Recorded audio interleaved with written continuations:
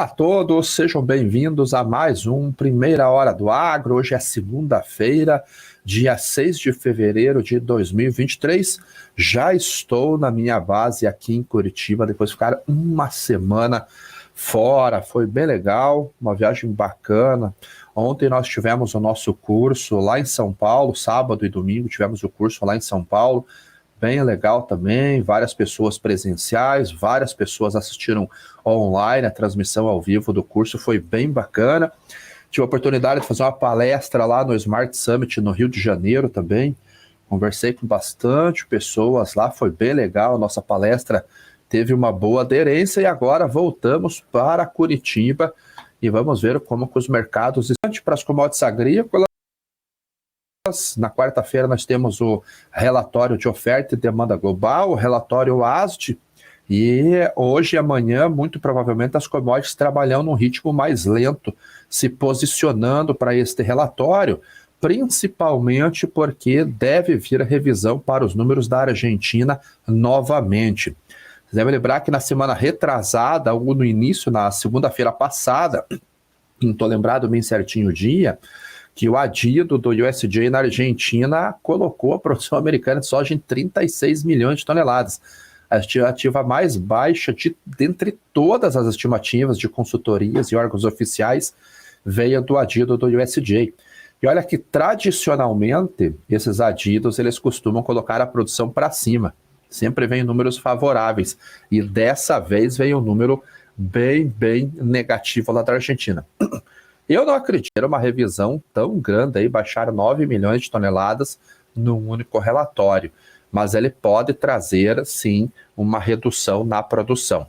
Então, a Bolsa de Chicago deve trabalhar um ritmo um pouquinho mais lento, provavelmente realizando algum lucro entre hoje e amanhã, operando no vermelho, justamente para, se a revisão vier, os investidores acabam pegando um fundo um pouquinho mais baixo daí para se posicionar para a alta. Mas vamos dar uma olhadinha como que estão já as cotações lá na Bolsa de Chicago, e nós entramos na análise do milho.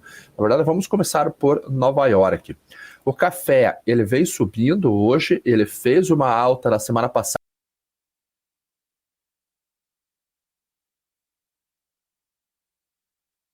que eu mostrei lá no programa, de 182, ele chegou a tocar quase 183 centavos de dólar por libra-peso.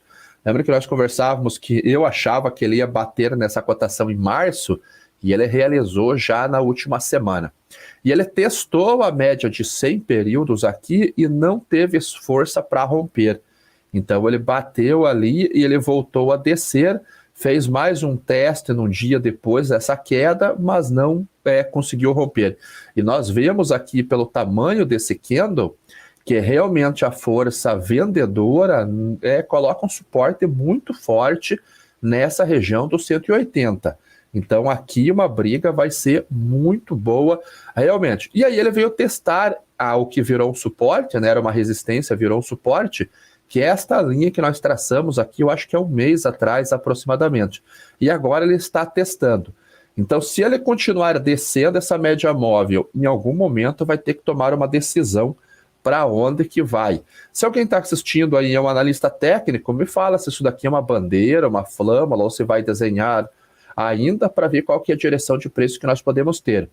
O RSI ele desceu bastante para 58 pontos e já está apontado para cima, então há realmente uma possibilidade dele engajar mais altas ainda. Particularmente, eu acho que devido ao ao número de produção nossa, a oferta que deve vir, há uma chance dele ficar nesses patamares aqui durante um tempo. Eu não acredito que a gente tenha uma redução no preço muito expressiva, voltando para 160 aí no curto prazo. Pode voltar? Com toda certeza ele pode voltar, mas eu não sou muito partidário desta visão.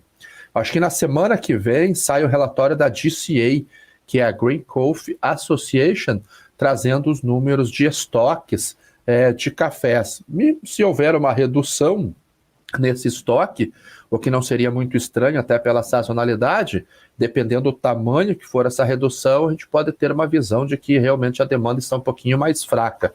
O Brasil segue exportando, também é normal que ele reduza o volume de exportação agora, porque não tem muito café, o nosso café está muito caro, então o que está sendo embarcado é aquele café que já foi vendido no meio do ano, então é só execução de contrato realmente, e vendas novas estão muito lentas no Brasil.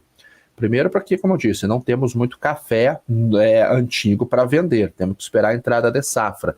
E os diferenciais de exportação estão muito altos realmente, e isso tira a competitividade do Brasil, o comprador internacional vai para outro mercado, e é justamente o que nós estamos vendo acontecer aqui no Brasil.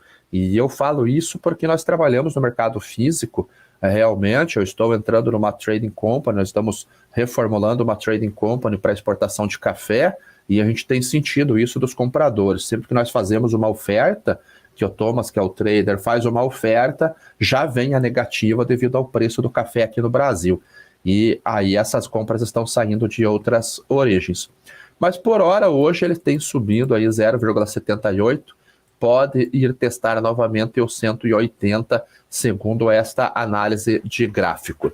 O trigo subindo, mas o trigo se vê que ele está operando misto, março, abril e julho, uma alta um pouquinho mais leve aqui, principalmente nesse vencimento julho, que é o primeiro vencimento da entrada da safra da temporada 21, 22, 22, 23, 23, 24 lá nos Estados Unidos. Então, o primeiro mês da temporada é dia 1º de junho, o contrato mais importante é o contrato de julho, subindo 0,3 e depois ele começa a cair. Então, isso daqui, movimentos mais altos nos contratos mais curtos e queda nos contratos, será que nós veremos uma inversão na curva de futuros? Então, é algo que temos que acompanhar. Há um carrego ainda bem importante, um carrego grande aqui ainda, quase 30 centavos, mais de 30 centavos, entre o dezembro e o vencimento, o spot, agora março, 20 centavos, exatamente entre setembro e março. Agora, então, temos que ver se vai acontecer essa inversão ou não. Por hora, não há motivo ainda, não vejo um motivo. Até porque ainda há a hibernação do trigo de inverno, ele acorda daqui a pouquinho para nós vermos o que vai acontecer. O milho eu faço análise daqui a pouquinho, porque eu quero trazer uma análise mais detalhada do cereal. Indo para o óleo de soja, hoje ele está em alta, 0,42% a 59 centavos de dólar por libra-peso. E saiu esta notícia aqui, que a Indonésia vai suspender algumas licenças de exportação do óleo de palma. E como vocês sabem muito bem, o óleo de palma é o óleo vegetal mais consumido do mundo. E a Indonésia e a Malásia são os grandes players deste mercado. Então, sempre que houver uma restrição governamental para exportação, limite de exportação, cota de exportação reduzida, nós retiramos oferta do mercado. E o mercado terá que buscar uma alternativa. E estas alternativas são o óleo de soja, o óleo de canola e o óleo de girassol, principalmente. E isso acaba puxando, então, as cotações do óleo de soja, e é o movimento que nós temos visto hoje. Eles até colocaram que isso é devido a uma alta e os preços do óleo de cozinha, que é usado para a preparação de alimentos, também tem subido, e é um pouquinho antes do Festival Islâmico. É bem importante esse festival globalmente para óleos vegetais e alguns alimentos. Então, devido a essa alta de preços no mercado doméstico, a Indonésia voltou a suspender ou anunciar a suspensão de algumas cotas de exportação. Isso acaba pressionando. Havia uma notícia, deixa eu ver se eu encontro, que a Rússia pode ultrapassar a Ucrânia na exportação de girassol. A Ucrânia representa 50% do mercado de óleo de girassol no mundo. Mas devido à guerra, problemas de produção, tudo aquilo que a gente já conhece, a Rússia pode ultrapassar, pode se tornar um grande player de óleo de girassol. Eu não achei a notícia aqui, se eu ver ela durante o programa, eu mostro para vocês. O farelo de soja caindo 0,89%, $492 por tonelada curta, mas olha como que estão as cotações do farelo. E isso daqui tem nome e sobrenome. O nome é Clima e o sobrenome é Argentina. Clima na Argentina. Deixa eu trazer num gráfico semanal e vamos tentar ver quando que foi a máxima. A gente teve a mesma cotação lá no meio do ano passado, então a gente antecipou, se for olhar pela sazonalidade, nós antecipamos um movimento de sazonalidade. Nesse mesmo período do ano passado, fevereiro, nós estávamos nessa faixa de preços aqui, então a gente está com preço mais alto. Lembrando que há 3 anos consecutivos a Argentina está com laninha. E o farelo de soja é muito mais importante no mercado global, a situação da Argentina, do que o mercado brasileiro. Então, olha como os preços trabalharam nos últimos 3 anos, muito acima do restante. Talvez em 2000 e... Aqui a gente teve 2012, a gente teve a mesma cotação em 2012, e aqui teve aquela quebra recorde nos Estados Unidos de quase 60% de perda, que eu já mostrei aqui. E vamos ver se em 2008 nós tivemos, nem em 2008. Então estamos nos encaminhando, ao que tudo indica, para a máxima histórica do farelo de soja, superando a quebra recorde de 2012 nos Estados Unidos. De tão grave que é esta situação. E os mapas climáticos, eles não mostram uma situação muito favorável para os próximos dias lá para a Argentina. Deixa eu mostrar o grão para vocês e nós já partimos para o clima. E o grão aí, ele vem na carona do farelo e também vem caindo 0,46 a $15,25. E também, olha como as cotações estão bem elevadas em relação aos outros anos. É que nós tivemos aqui um 2021 muito forte devido à quebra no Brasil. Uma quebra de 20 milhões no Brasil, uma quebra de produtividade nos Estados Unidos e Argentina. Aí você pega os 3 principais produtores de soja do mundo com problemas, não teria outro cenário senão um preço recorde aqui de cotações. Eu acho que esse preço ele foi só menor do que 2012 também, que é quando houve a quebra. Não, superamos 2012, olha. Houve uma superação de a soja registrou a cotação mais alta da história em 2021. Então agora o farelo se encaminha para esta renovação. Há uma quebra na Argentina? Sim, vai ser grande, muito grande. Isso já é fato, não é especulação, todo mundo sabe disso. Se todo mundo sabe disso, óbvio que já está no preço, não é nenhuma novidade. Agora, o que está no preço? O balanço que nós temos hoje, que é uma redução da safra da Argentina, uma redução da safra dos Estados Unidos, de acordo com o último relatório do USDA, e uma super safra do Brasil. Isso está no preço. Qualquer alteração nesse fundamento, nós começamos a ver uma movimentação de preços maior. Então, vamos supor, fazendo um exercício, de que o USDA traga uma redução de 5 milhões novamente na produção argentina, o preço vai voltar a subir.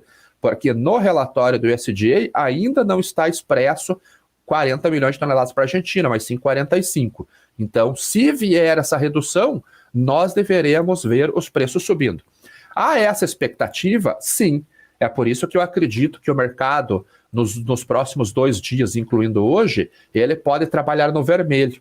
Ele pode forçar uma venda, reduzindo esse piso, esse fundo, para, se vier esse relatório, ele compra já na divulgação do relatório, o preço sobe para depois ele fazer uma correção lá na frente. O que os fundos eles estão fazendo? Deixa eu encontrar aqui. Vamos dar uma olhadinha primeiro no clima, que aí nós temos uma expectativa de como que pode ser a semana.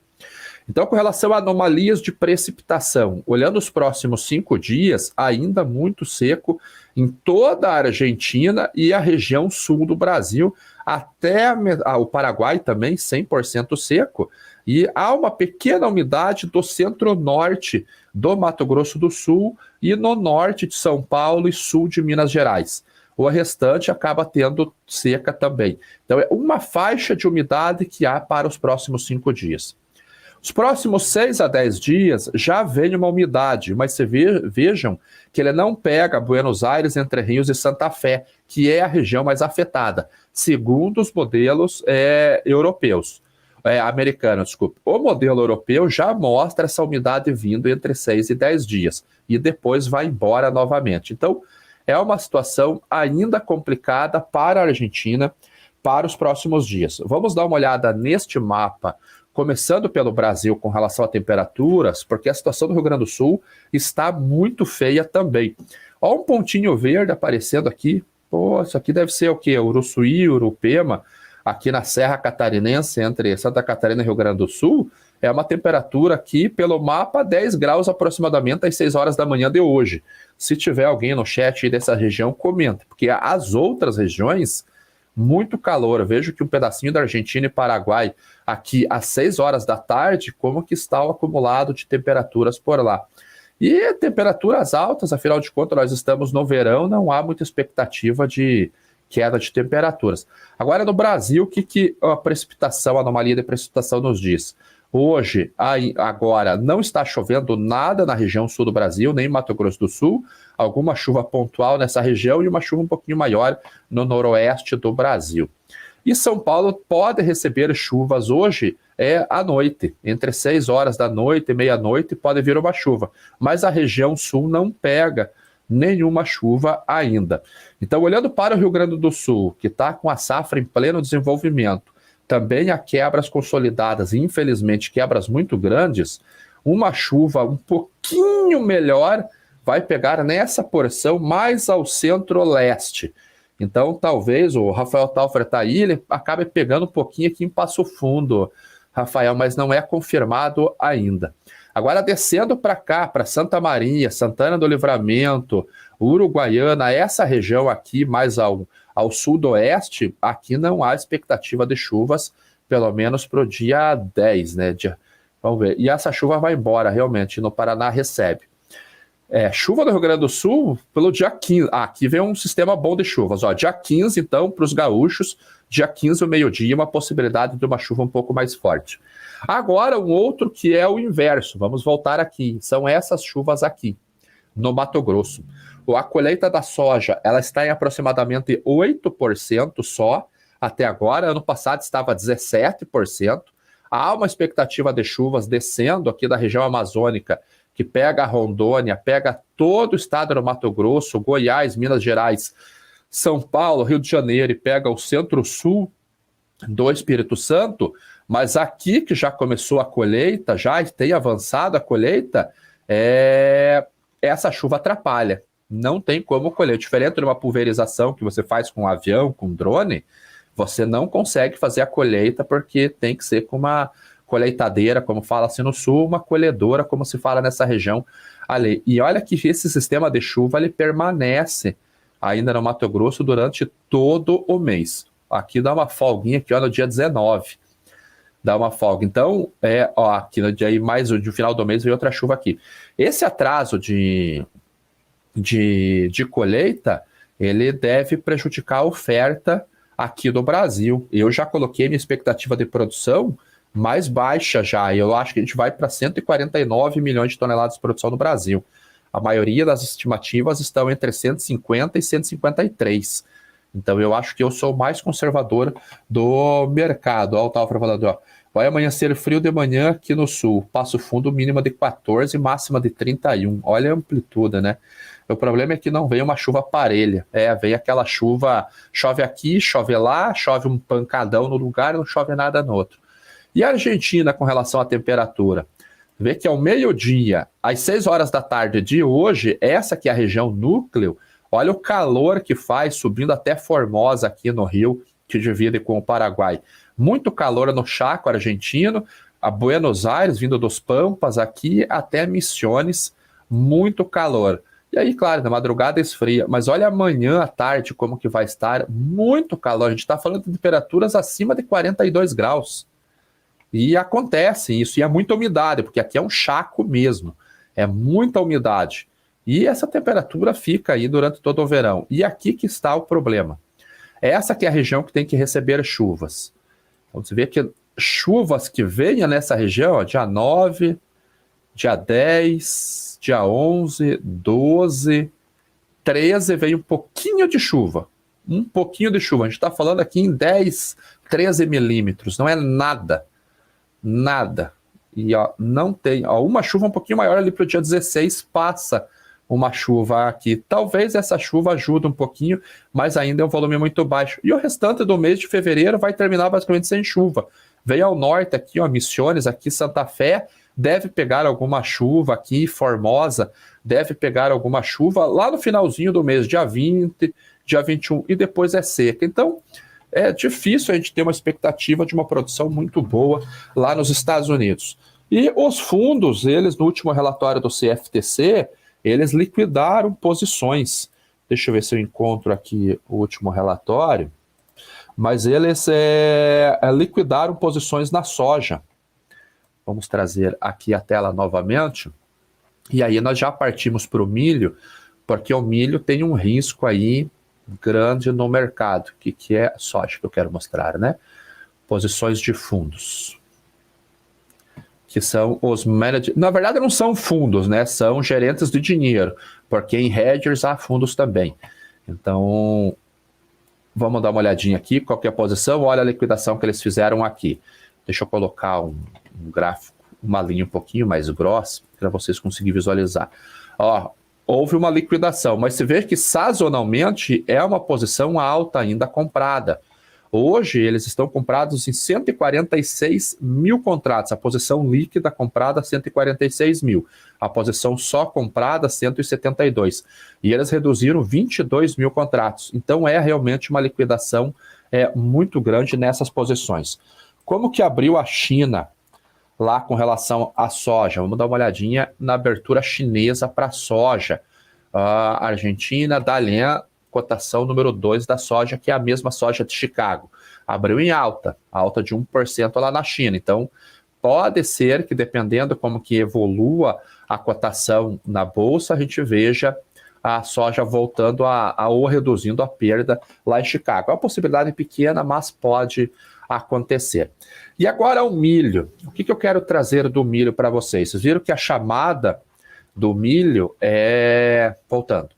Eu coloquei no destaque que pode faltar milho no Brasil em 2023, porque nós vimos um cenário de milho durante todo 2022 muito complicado.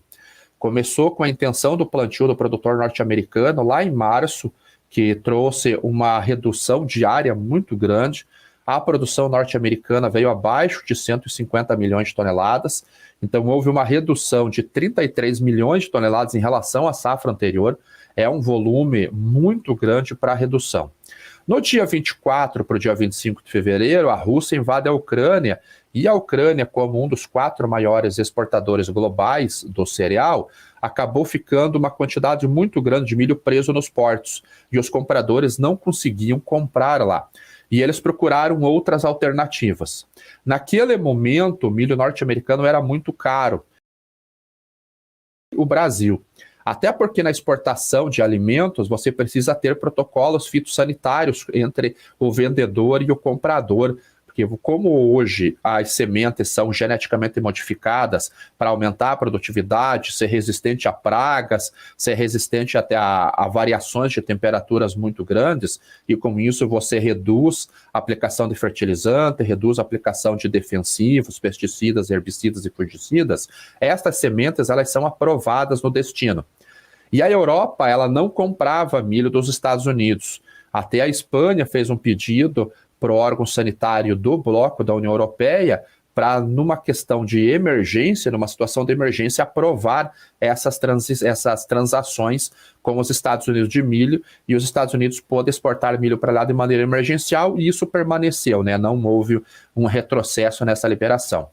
E o mundo veio comprar milho no Brasil, e nesse período a China não estava comprando milho. Então nós aceleramos as nossas exportações no primeiro semestre até aproximadamente setembro sem a China. E nós exportamos realmente um volume muito grande. Nós vemos aqui pelo site do Comexstat, que é do Ministério do Desenvolvimento, Indústria e Comércio do SESEX, como houve aqui uma aceleração das exportações, começando basicamente em abril. e batemos recorde de exportação. Então, trazendo por volume, vê que nós, no mês de agosto, superamos a máxima de agosto de 2019. E a China veio comprar milho aqui aproximadamente a setembro. Até quando nós olhamos no mapa, nós vemos que a China ela está um pouquinho mais verdinho agora. E ela exportou aqui a quantidade de 325 milhões de dólares de milho aqui do Brasil. O maior comprador nosso está no Irã, no Japão e a Europa, que compra bastante. Então, não podemos colocar na conta da China o nosso programa de exportação muito acelerado. E agora que eu começo a fazer as contas, e aqui que eu começo a ver, quem sabe, um problema. Trazendo a planilha de estimativa versus o que nós temos, o estoque de passagem que veio da temporada 2021 para 21-22 foi de aproximadamente 4,8 milhões, sendo bem otimista. A produção, 113 milhões, e essa produção veio da Conab. Então, a gente vê a Conab aqui com 113 milhões, 272 mil toneladas. Então, essa é a estimativa de produção da Conab. A importação nossa veio de 2 milhões, 637 mil. E aqui eu trago a importação da Secretaria de Comércio Exterior. Então, também é um levantamento oficial da Secretaria de Comércio Exterior, 2,6 milhões de toneladas importados. O uso, aí ficou o consumo doméstico em torno de 76 milhões de toneladas, o maior consumo aqui, quase 56 milhões, é para a ração, aí tem uns 10 milhões de etanol, tem consumo humano, tem semente, tem uma perda de produção e tal, e a demanda total, 119 milhões de toneladas, e 1 milhão e 300 mil de estoque. Só que há um detalhe pequeno. Quando eu olho as exportações e eu coloquei 43 milhões aqui, é de janeiro a dezembro. E a temporada não é janeiro a dezembro. A temporada ela é fevereiro a janeiro. E segundo o SECEX, considerando janeiro, nós exportamos 48 milhões de toneladas. Então, olhando esse número, nós teríamos um estoque aqui de 3 milhões 300 mil toneladas negativos. Então, tem um problema em algum número. Aonde que eu acho que é esse problema? Aqui. Eu acho que a nossa produção pode ter chego próximo a 120 milhões de toneladas. Aí sim, nós teríamos um estoque de passagem de 3,4 milhões de toneladas para agora, começando em fevereiro. Então, começando fevereiro com 3,4 milhões de toneladas, trazendo o número da Conab daí, de projeção para a temporada 22-23, vamos alterar 22-23, ela prevê 125 milhões de toneladas. Como é estimativa, eu coloquei o meu número. Eu acho que nós viemos com 122, por 2 motivos. E aí o Taufer não vai deixar eu mentir sozinho. Lá no Rio Grande do Sul vai ter uma quebra, e essa quebra pode ser muito grande, porque a gente vê desde o norte do Rio Grande do Sul até o sul do Rio Grande do Sul um déficit hídrico, falta de chuvas, muito calor. Então eu acho que vai trazer uma quebra muito grande por lá. Esse atraso na colheita lá no centro-oeste também deve atrasar o plantio do milho safrinha, que já está atrasado, deve haver uma continuidade nesse atraso. Então eu acho que a gente vai ter uma redução em torno de 3 milhões de toneladas na produção total face ao relatório da Conab. Então a minha estimativa é 122 milhões. A importação, eu acho que a gente vai importar menos milho também por causa da quebra na Argentina. Eu acho que fica muito caro trazer milho dos Estados Unidos. Mas, de qualquer maneira, é como é uma estimativa. Então, a nossa oferta total passa para 127 milhões de toneladas, que vai ser basicamente a mesma oferta total do ano passado. E aqui que vem o problema. O consumo doméstico tende a aumentar, principalmente na fabricação de etanol, porque há muito investimento, a gente vê as usinas de fabricação de etanol acelerando o seu CAPEX por lá, comprando muito milho nessa região centro-oeste. Então, aqui a gente deve ter um aumento na produção de etanol e uma manutenção no consumo para a ração. E as exportações, eu coloquei 48 milhões de toneladas, o mesmo número, Porque a China vai comprar mais volume aqui. Então eu acho que a gente pode reduzir a exportação para a Europa, mas aumentar para a China. 48 milhões de toneladas. Uma demanda total de 127. Se isso se confirmar, que é só estimativa, só opinião, nós terminaríamos o ano com 237 mil toneladas de carry-over de estoque de passagem. Então nós temos dois cenários aqui. Alguns cenários, na verdade. Dois seria limitado. Alguns cenários. Eu estou completamente errado, e nós vemos com uma produção aqui de 125 milhões de toneladas. Nós importamos 2,6 milhões de toneladas, o mesmo número, e as nossas exportações ficam mais baixas. Aí nós teríamos um estoque de 7 milhões, que seria não uma normalização, seria apertado, mas não seria terrível. Aí nós mantemos esse número e aumentamos as nossas importações, o estoque vai para 1 milhão, ultra apertado. Ou nós ampliamos isso daqui, reduzimos o nosso consumo para o mesmo volume do ano passado e teríamos um estoque muito similar. Agora, vamos para a tragédia também para simular. A gente não vem com 122 milhões de toneladas, a gente tem uma redução para 120 milhões de toneladas devido a problemas de plantio. A gente vai ficar negativo em 1,7 milhões. Então, para um cenário desse, eu não consigo ver um cenário de queda de preços para o milho, principalmente no primeiro semestre, porque grande parte disso daqui ele se desenvolve no primeiro semestre. Esse estoque, mais uma produção que eu acredito de 24 milhões no primeiro semestre, nós teríamos uma oferta aproximadamente de 27 milhões para um consumo de 32. Então eu teria um déficit de 4 milhões e meio de toneladas. Então, é um cenário muito ruim, e independente da sinalização que nós façamos aqui na estimativa de produção, o maior efeito viria no mês a partir de junho, julho, que é quando entra o safrinha. Então, o verão deve ficar muito apertado. Então, vai faltar milho no Brasil? Pouco provável que falte milho, mas o balanço vai ficar muito apertado e nós poderemos ter preços mais altos. Mas ali o preço não para de cair. A temporada começou agora, filhão. Tem safra chegando no mercado, tem colheita acontecendo agora. Espera março e abril e aí nós voltamos a conversar. Ok? Então, espero que todos fiquem bem o restante do dia, tenham uma ótima semana. Vamos dar o like ali, porque não machuca ninguém dar o like. Como eu faço para operar milho no day trade no 2 minutos? Difícil, Margarete, operar no 2 minutos. Não tem volume para isso daí. Então, obrigado a todos e voltamos amanhã no Primeira Hora do Agro. Tchau.